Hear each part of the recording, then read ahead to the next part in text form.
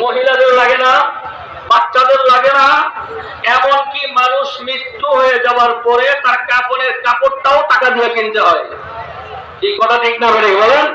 তাহলে দুনিয়াতে চলতে ফিরতে টাকার প্রয়োজন। যার টাকা পয়সা ভালো আছে সে ভালো পোশাকও করতে পারে, ভালো বাজারও করতে পারে।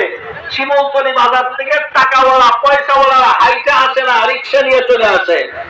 আর গরিব মানুষ আরো দূরের থেকেও হাইটা আসতে হয় টাকা না থাকার কারণে।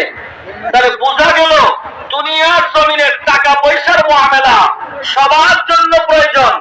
আপনি আল্লাহ পাকের ইবাদত করবেন, নামাজ আদায় করবেন, সতর টাকা খরচ, সতর কতটুকু? নাভির থেকে হাঁটু পর্যন্ত, এইটুকু ঢাকতে কাপড় লাগবে, এই কাপড় কিনতেও টাকা লাগবে। কি কথা ঠিক না বলেন?